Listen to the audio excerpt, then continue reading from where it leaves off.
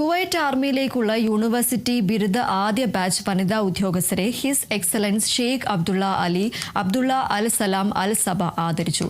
Amiri ഉത്തരവ് വായിച്ചുകൊണ്ടാണ് നിയമന ചടങ്ങ് ആരംഭിച്ചത്. His excellency Sheikh Abdullah al Salem al Sabah വനിതാ ബിരുദധാരികളായ ഉദ്യോഗസ്ഥരെ അഭിനന്ദിച്ചു.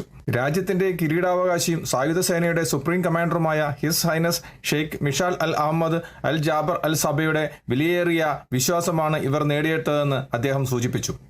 സൈനിക സ്ഥാപനങ്ങളിൽ കുവൈറ്റ് സ്ത്രീകളെ ചേർക്കുന്നത് വഴി രാജ്യം പുതിയൊരു ചുവടുവയ്പ്പിനാണ് പ്രതിനിധീകരിക്കുന്നതെന്ന് അദ്ദേഹം ഊന്നി പറഞ്ഞു.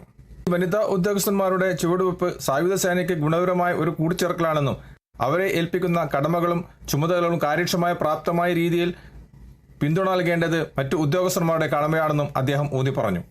അച്ചടക്കവും ആത്മാർത്ഥതയും ഉൾക്കൊള്ളാനും അവരുടെ ശാസ്ത്രീയവും പ്രായോഗികവുമായ കഴിവുകൾ വികസിപ്പിക്കുന്നതിനായി നിരന്തരം പരിശ്രമിക്കാനും അവരുടെ കടമകൾ നിർവഹിക്കുന്നതിലും മാതൃരാജ്യത്തെ സേവിക്കുന്നതിലും അതിന്റെ സുരക്ഷയും സ്ഥിരതയും സംരക്ഷിക്കുന്നതിലും പരിശ്രമിക്കാനും അദ്ദേഹം അവരെ ഉപദേശിച്ചു.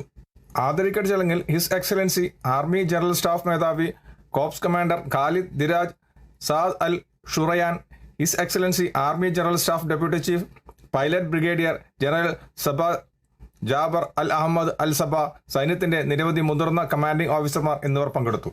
കുവൈത്തിൽ നിന്നും കേരള വിഷന് വേണ്ടി IV സുനേഷ് വെങ്ങര.